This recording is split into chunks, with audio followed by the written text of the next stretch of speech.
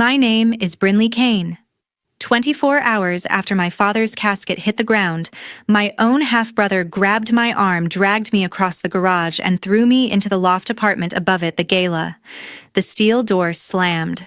One lock, one click. Final. He shoved the deed to our $5 million lake house through the gap before it sealed. Sign it over, Brinley, or you never come out. His mother, my father's wife of the last 20-plus years, leaned in and whispered loud enough for me to hear through the metal. "Enjoy the rats, darling. They bite harder than family." The door went black. No windows, no air, no second chances.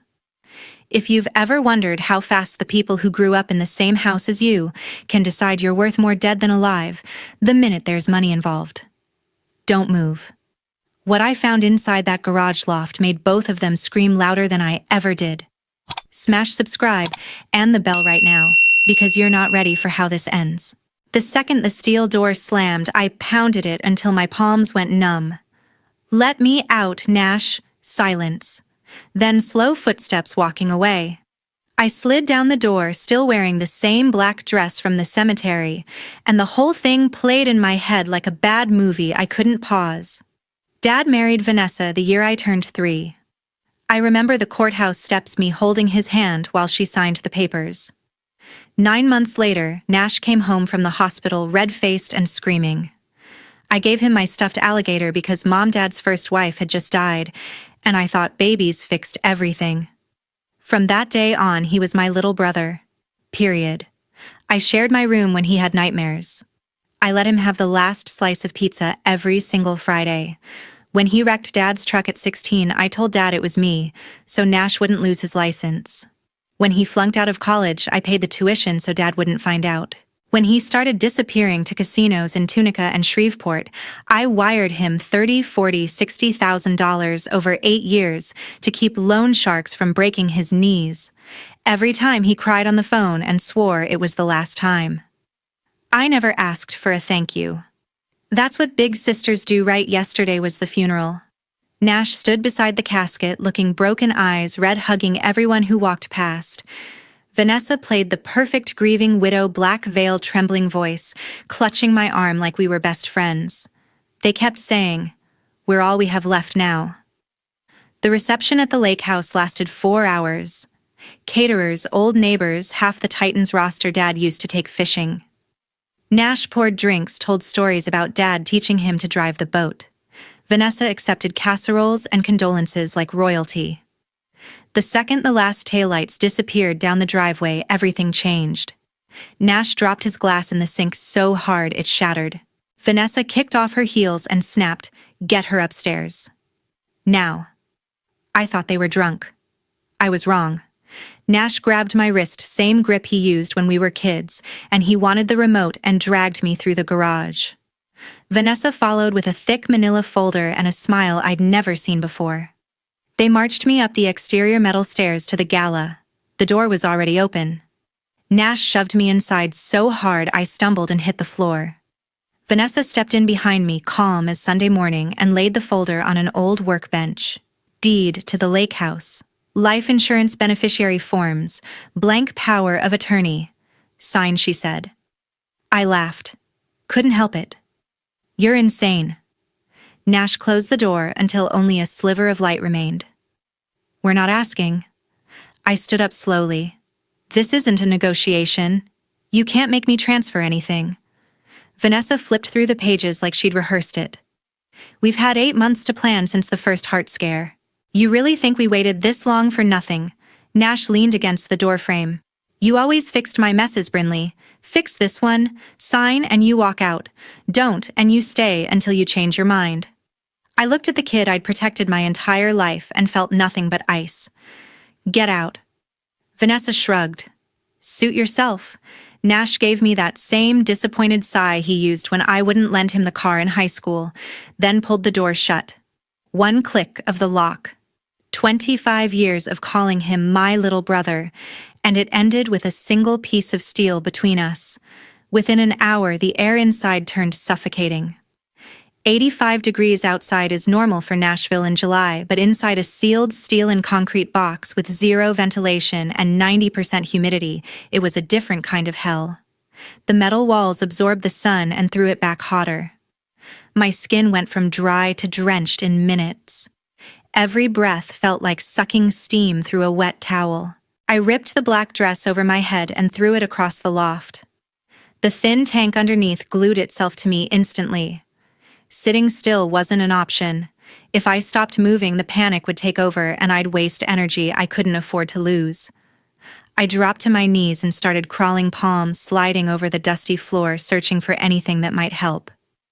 Old sleeping bags, a couple of broken camp chairs, paint cans, a rolled-up tarp. Then my fingers hit hard plastic. 6 full cases of bottled water, shrink-wrapped and stacked exactly the way Dad always did before duck season. He was obsessed with staying hydrated on those freezing blinds at 3 in the morning. I used to tease him about it. I never thought his over-preparation would be the only thing keeping me alive right now. I tore the plastic with my nails, grabbed a bottle, and rolled the cold surface across my forehead and neck before twisting the cap. The water was warm and tasted like plastic, but it was the best thing I'd ever swallowed. I forced myself to stop at half. Next to the water were 2 big Rubbermaid tubs sealed tight. I popped the lids. One was packed with vacuum-sealed beef jerky and trail mix. The other held boxes of those disgusting chocolate peanut butter protein bars Dad swore gave him energy on 12-hour sits. Enough calories to last weeks if I rationed. He really had thought of everything. I dragged 1 case of water to the center of the floor and sat against it, legs trembling, sweat running into my eyes. The heat was doing something to my head. Thoughts slowed, anger turned syrupy. There was no escaping the memory I'd been dodging since the door closed. 2 months ago, Dad was in the cardiac ICU at Vanderbilt.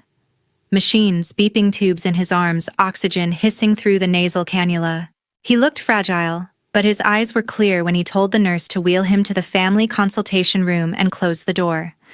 No Vanessa. No Nash. Just us. He gripped my hand so hard the IV line shifted. "I rewrote the will last week," he rasped.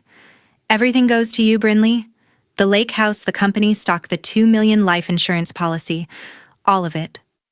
Vanessa keeps her Mercedes, her jewelry, and the clothes on her back. That's every dime she gets. Nash gets nothing. 0. I tried to pull away, laughing nervously. "Dad, stop. You're scaring me. They're still your wife and son. They are not my family." His voice cracked like a whip even through the oxygen mask. "She married me for the lifestyle. He's been bleeding me dry since he discovered cards. I've paid off $437,000 in markers so collectors wouldn't put him in the river. I'm finished covering for them. When I'm gone, they'll come at you with crocodile tears and guilt trips. Do not believe a single word. Promise me you'll protect what I built." I promised. Mostly to calm him down. I thought the medication and the fear of dying were talking. I figured when he got home, everything would smooth over like it always did. He died 6 days later. Now I was sprawled on a concrete floor in my own garage, drinking water he'd bought years ago for hunting trips, and every syllable he'd forced out in that hospital room felt carved into my bones. I pressed my cheek to the cool floor and spread my arms, trying to leach heat into the concrete. My pulse pounded in my ears, sweat pooled under me, the air tasted metallic. Dad had prepared for hurricanes, blackouts, even the apocalypse, but never for the people sleeping under his roof, deciding his daughter was disposable the second his heart stopped.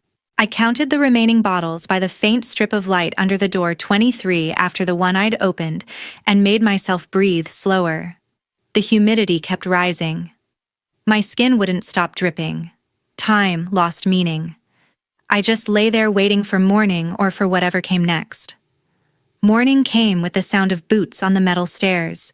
The clanging echoed like gunshots in the hollow space. I pushed myself up from the floor, head, swimming mouth dry as paper. Light sliced through the gap as the steel door cracked open 6 inches and stopped. Nash's silhouette filled the gap.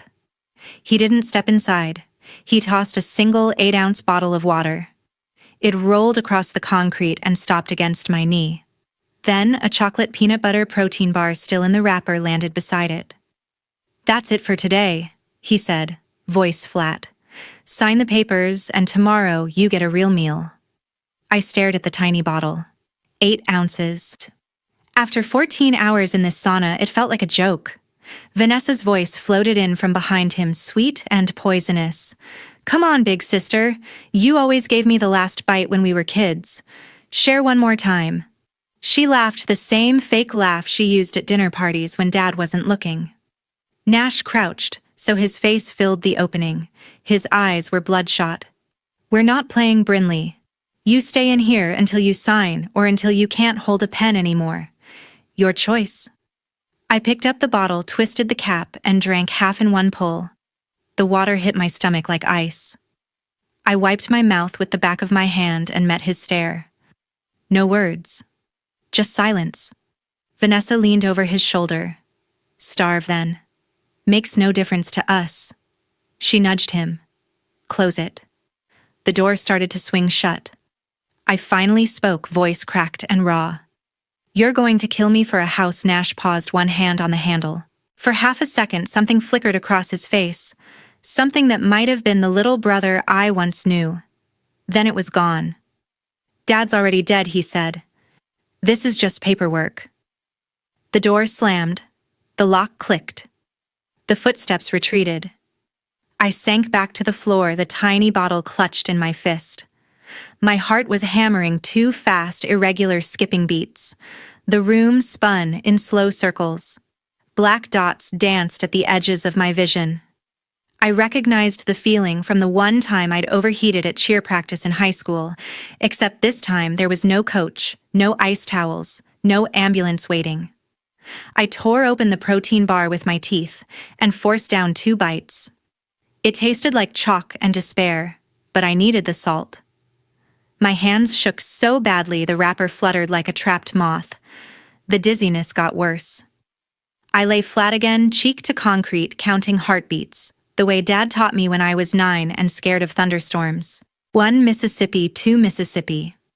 But the numbers blurred. My tongue felt thick. The air pressed down like a wet blanket trying to smother me. For the first time since the door closed, real fear hit, not anger, not betrayal, pure animal terror.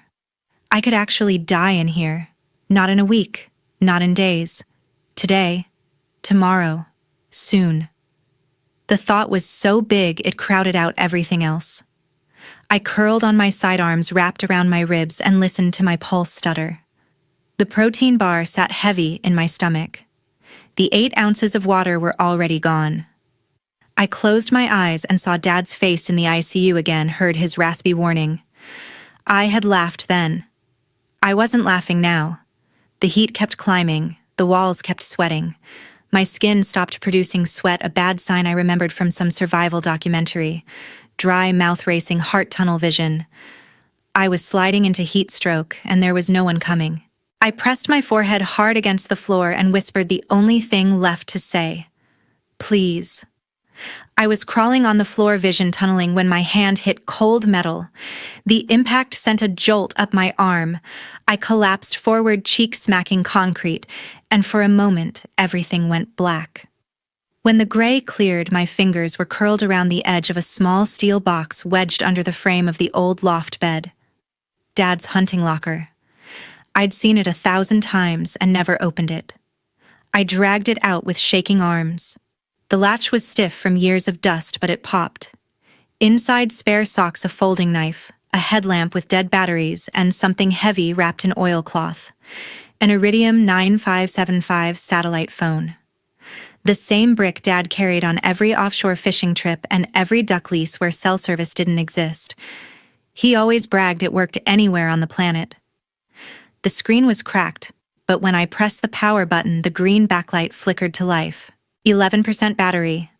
No signal bars, just the satellite icon blinking, searching. I almost cried. I crawled to the highest corner of the loft, pressed my back against the sloping metal roof where the signal might be strongest, and held the phone above my head like a desperate prayer. 1 bar appeared, then 2. Then the little satellite icon stopped blinking and turned solid. My hands shook so badly I could barely navigate. I scrolled to the only number I had memorized besides Dad's, Tegan Morrow. Tegan and I met freshman year at Vanderbilt. She was pre-law, I was business, and we bonded over hating the same accounting professor. After graduation, she became a notary public, and 2 months ago, the exact person who watched Dad sign the new will in that ICU consultation room. She knew everything. The call connected on the third ring. Brinley. Her voice sounded a million miles away and right beside me at the same time. Tegan. My throat was sandpaper. Nash and Vanessa locked me in the GALA above the garage. They want me to sign over the lake house and the insurance. They're going to let me die in here. Call the FBI right now. A beat of dead silence, then Tegan's voice cracked. Oh my God. Are you hurt? Just do it. Please. Tell them kidnapping for ransom, interstate financial fraud, whatever makes it federal. Hurry. I'm on it. I'm calling 911 and then the Nashville field office. Stay on the line. Can't. Battery dying. Just go. I love you. Hold on. She screamed my address into the phone to someone else in the background, then the line went dead. The screen flashed 3% and shut off forever. I dropped the phone and slid down the wall until I was sitting. My heart was racing so hard it hurt. 11% had bought me maybe 45 seconds of talk time, but it was enough. Tegan was the one person on earth who knew the will was real, who had seen Dad sign it, who understood exactly how much money was at stake. She wouldn't hesitate. I curled into a ball on the floor, arms wrapped around my knees, and waited. The heat pressed harder now, like it knew time was running out. My lips were cracked. My tongue felt swollen. Every heartbeat echoed in my ears. Minutes crawled. I counted them by the pounding in my temples. 5, 10, 15. Then I thought, please let it be less than an hour. I closed my eyes and pictured Tegan bursting into the FBI lobby, waving the notarized will, screaming my name. I pictured agents grabbing vests and rifles. I pictured helicopters. I pictured Nash's face when the first siren reached the house. The waiting was worse than the heat. Hope is a brutal thing when you're not sure it will arrive in time. I pressed Dad's dead satellite phone to my chest like a talisman and whispered into the dark, "Hurry!" Less than 40 minutes later, helicopters tore the sky open. The entire roof shook with rotor wash. Sirens screamed from every direction, growing louder until the air itself vibrated. My heart slammed against my ribs. I tried to stand, but collapsed instantly. I crawled on bleeding knees toward the sliver of light under the door, tears cutting clean tracks through the grime on my face. A voice exploded over a bullhorn outside. FBI hands in the air. Come out of the residence now. The steel door didn't open. It was obliterated. A battering ram hit it once, and the whole thing flew inward on broken hinges. Sunlight poured in like liquid fire. I threw an arm over my eyes and screamed at the pain of it. Black tactical boots thundered up the metal stairs. Red laser dots danced across the walls. FBI clear, clear victim in sight. 2 agents dropped beside me. One knelt, pressed fingers to my carotid, pulse rapid but present. The other threw a silver mylar blanket over my shoulders and shouted, "We've got her, need medics up here now." Strong arms lifted me onto a stretcher. The world tilted crazily as they carried me down the stairs I had been dragged up 30 hours earlier. The scene outside was chaos organized. 3 black FBI Suburbans and 6 Davidson County Sheriff Cruisers blocked the driveway lights, strobing red and blue. A sleek black helicopter circled low overhead, blades chopping the thick July air. Neighbors stood on lawns in bathrobes, phones raised. In the center of the driveway stood Nash and Vanessa in steel handcuffs. They had been caught inside Dad's study, literally holding the evidence. One agent held up a clear plastic bag, the original last will and testament, corners charred, yanked from the fireplace seconds before it became ash. Another agent waved a stack of forged transfer documents they had been practicing my signature on. A half-empty bottle of my own handwriting sample sat on the desk beside them. Nash saw me on the stretcher and lost it. He lunged forward, dragging the two agents holding him a full step. "You backstabbing bitch," he roared. "You called the feds on your own blood. You just destroyed your family." His voice cracked. For one heartbeat, he looked exactly like the scared 4-year-old who used to run to me when thunderstorms hit. Then the rage slammed back down. Vanessa dropped to her knees in the gravel mascara rivers, cutting through her perfect makeup. "Please." It was all Nash. I begged him to stop. "I never wanted this, officers. I'm the victim here." A deputy hauled her up by the cuffs. She kept shrieking as they marched her to the nearest cruiser and folded her into the back seat. Special Agent Harper Lead, Agent Vest Crisp Hair in a severe bun, strode over to my stretcher. She placed a gentle hand on my arm. "Miss Kane, you're safe. Vanderbilt trauma is 2 minutes out by air. We have everything we need. Attempted destruction of evidence. Kidnapping, extortion across state lines because of the insurance policy. They're done." I managed to whisper. "Don't let them near me. Ever." "Copy that," she said, eyes hard. "They'll never breathe free air around you again." Paramedics lifted me into the waiting ambulance. The doors slammed. As we rolled down the driveway, I caught one final glimpse through the back window, Nash being forced headfirst into an SUV, still screaming silent curses at me. Vanessa, already hidden behind tinted glass, head bowed. The ambulance turned onto the county road. The FBI helicopter banked overhead, escorting us all the way to the helipad. Real sunlight poured through the windows, warm and clean and impossible. I closed my eyes and let the tears come, not from pain anymore, but from the single overwhelming fact that I had survived the people who once shared my last name. 2 days later, I opened my eyes in a cool, quiet hospital room with IVs in both arms. The first face I saw was Special Agent Harper sitting in the corner chair, tablet on her lap. She stood the moment I stirred. "Welcome back, Miss Kane. You're in Vanderbilt trauma, dehydration and heat stroke, but you're stable." I nodded weakly. My throat still felt lined with sand. She pulled the chair closer. "We need your full statement while it's fresh. Whenever you're ready." I talked for 3 hours straight. Voice hoarse, tears coming and going. Every detail: the funeral reception, the sudden attack, the forged documents, the tiny bottle of water, the satellite phone. Harper recorded everything, asked sharp follow-up questions, never interrupted when I cried. When I finished, she closed the tablet. "Your friend Tegan delivered the notarized will within 20 minutes of your call. That, plus the attempted arson of the original document and the forged transfers, made this slam dunk federal.